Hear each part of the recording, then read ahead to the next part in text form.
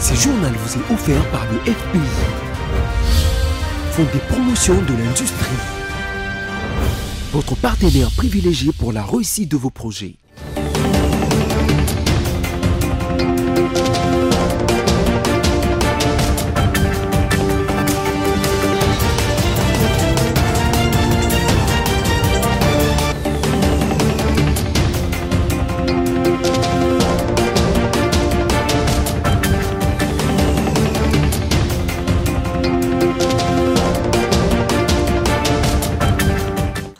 Mesdames, Messieurs, bonsoir et bienvenue dans cette édition du journal sur BC Télévision. Place au sommaire.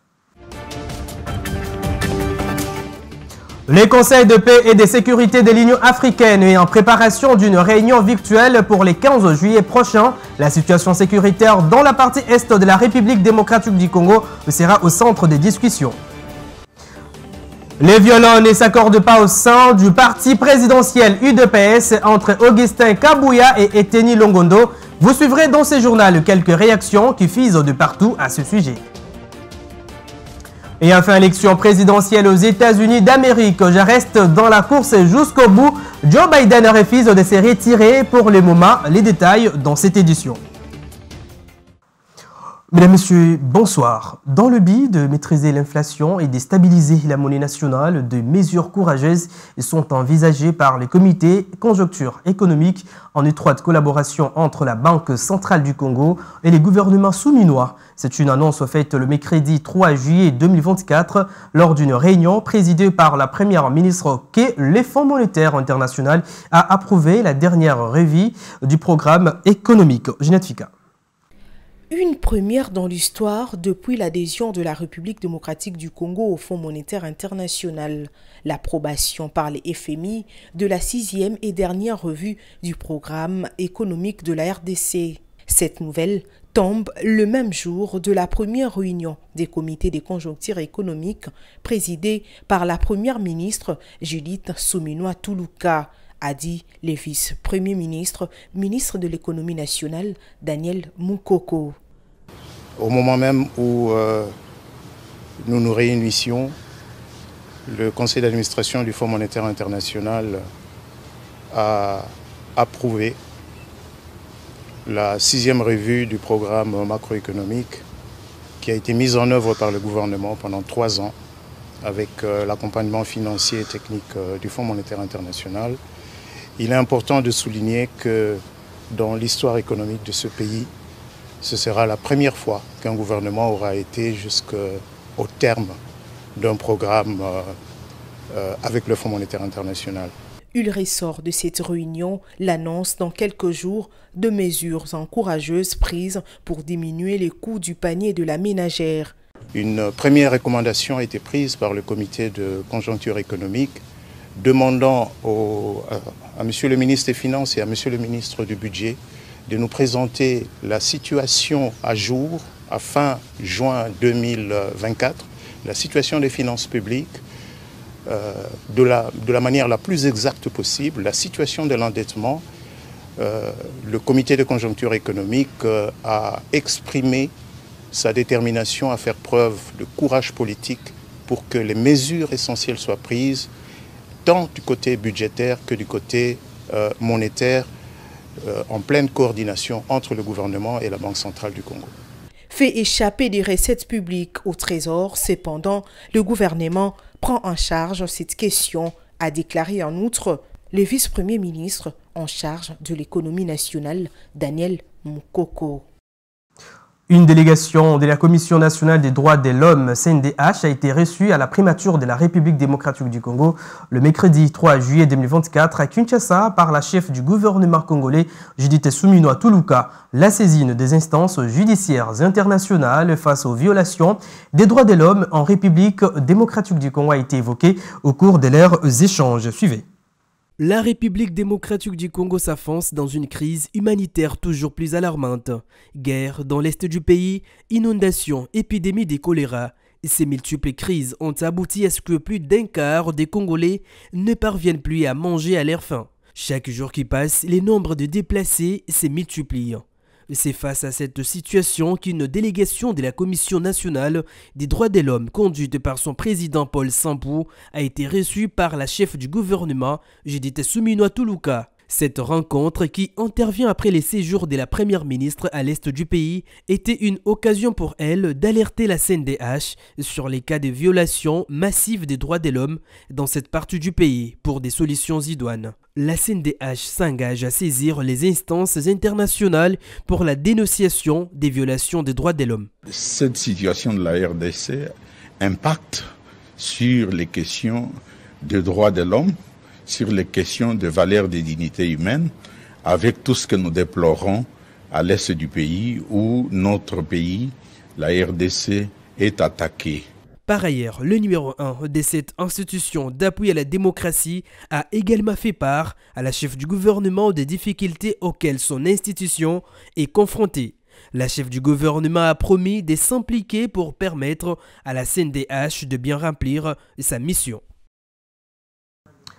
Poursuivant ce journal, après les combats, les miliciens du M23 ont occupé quelques camps des déplacés à Roho. Par exemple, nous sommes là dans la province de l'Ituri, des milliers de personnes déplacées qui ont fui l'insécurité dans leurs milliers d'origine se sont réfugiées près de la base de la MONUSCO et peuvent désormais compter sur la protection des casques bleus bangladais déployés dans cette localité. Une déplacée est le lieutenant-colonel Luboya Kashamadjoni, le gouverneur militaire de cette province, nous explique. On les écoute. Asaya était venu brusquement dans notre communauté avec des armes. Moi j'ai été victime de mes deux enfants tués par ces assaillants.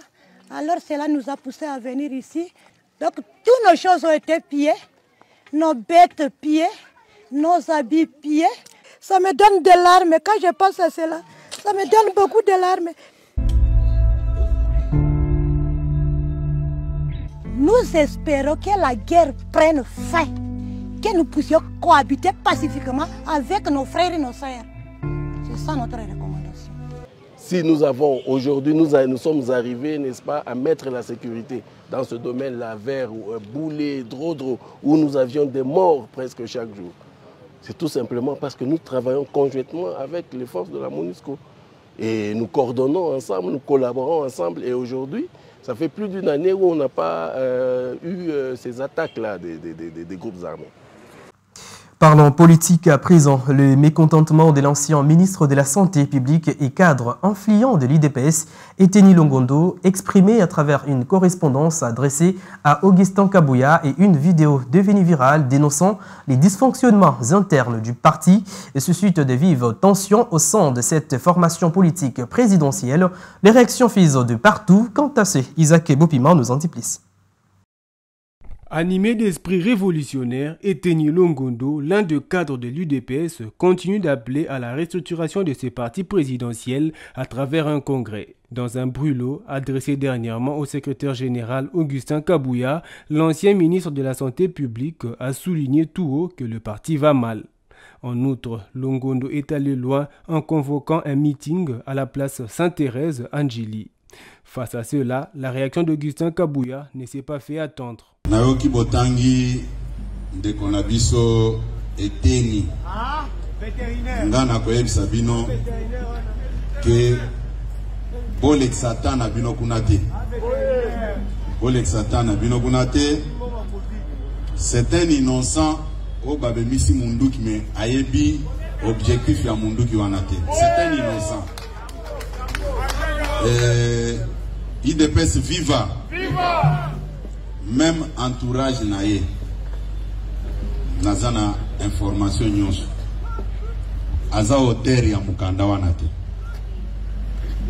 mais baebisi que signé a signé.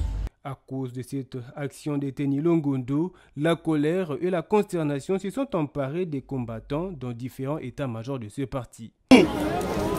Secrétaires nationaux de la Ligue des jeunes du Grand Équateur et combattants du dit espace avons suivi avec consternation le propos de l'honorable Eteni Longondo visant à rejeter de l'opprobre sur le parti du Sphinx.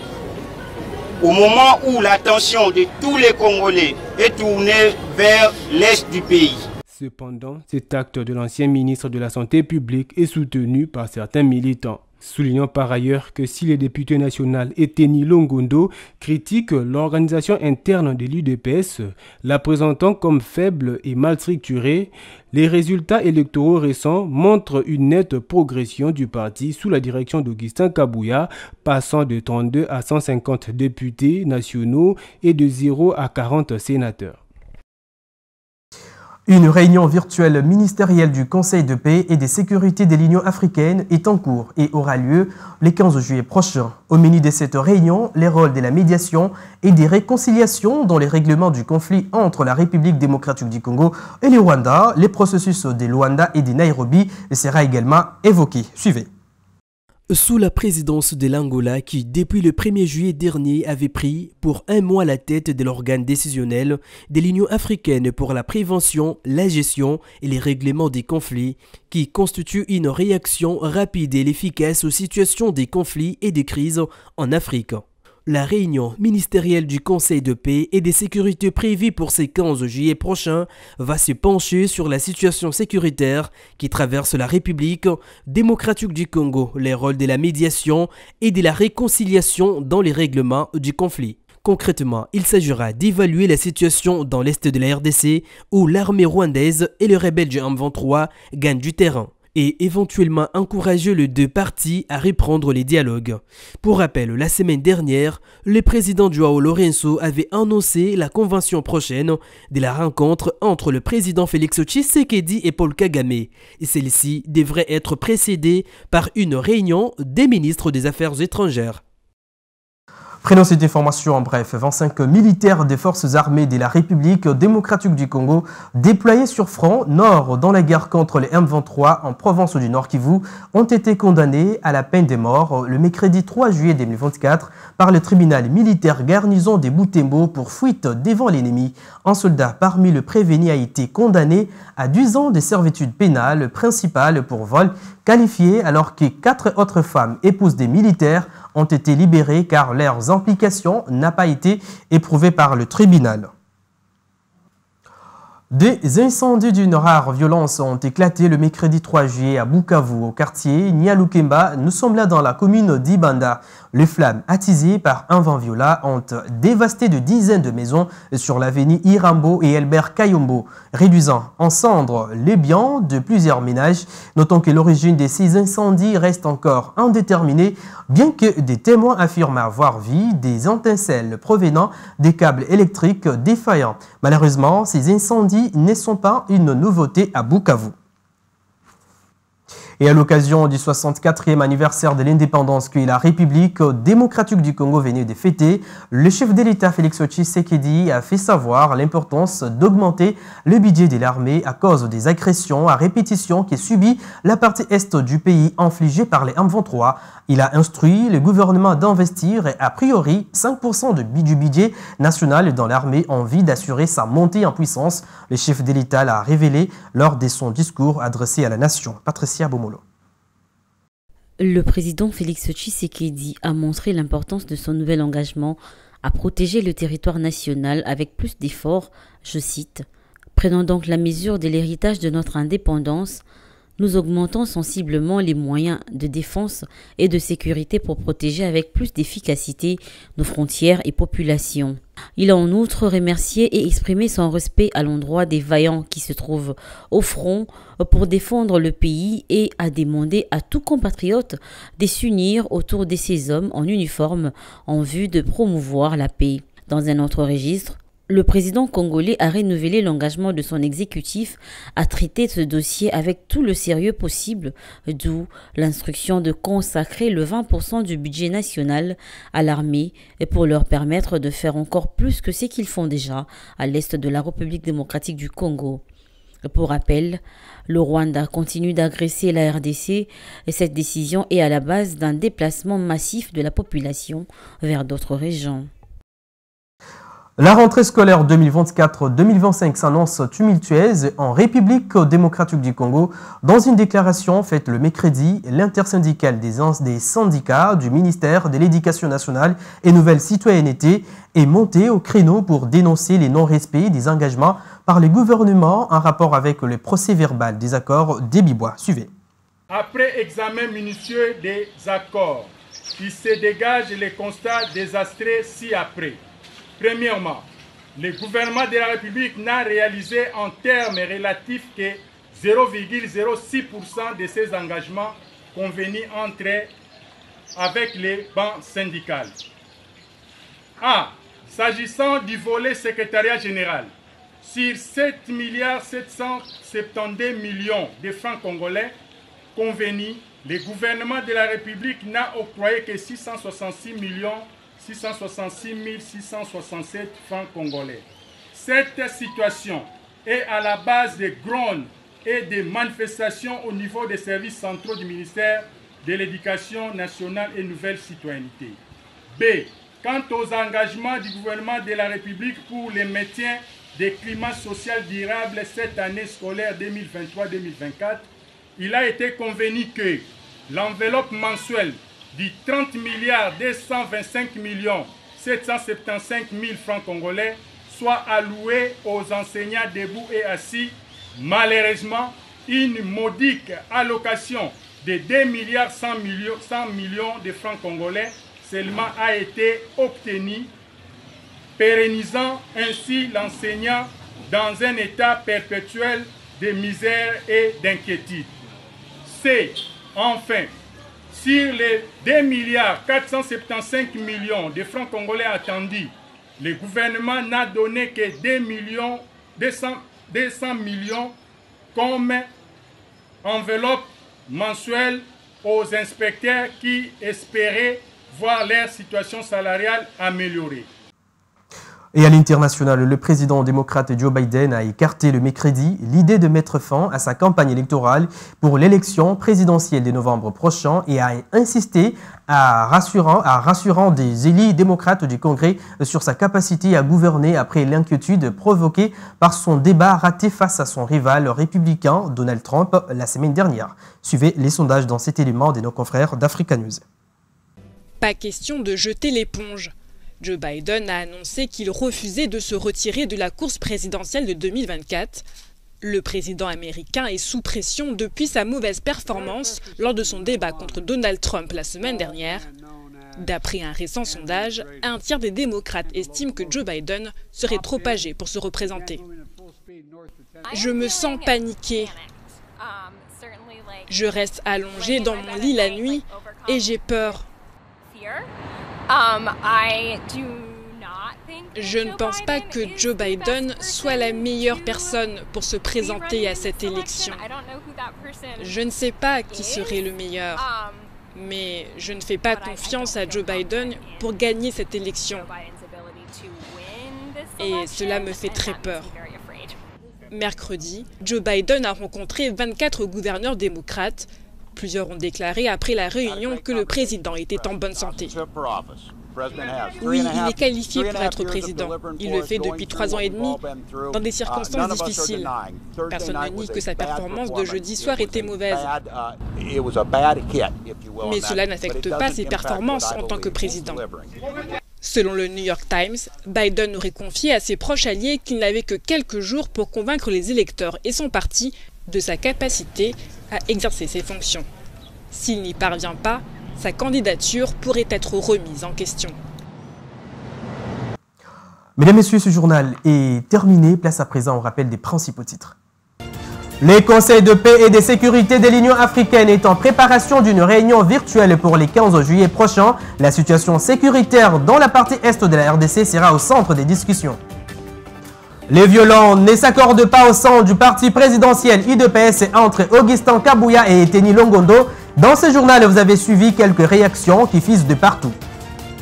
Et enfin, élection présidentielle aux États-Unis d'Amérique. Joe Biden refuse de se retirer pour le moment. Les détails, vous l'avez eu dans cette édition. Mesdames, Messieurs, ce journal est complètement terminé. Merci de votre fidélité. Au revoir et à la prochaine.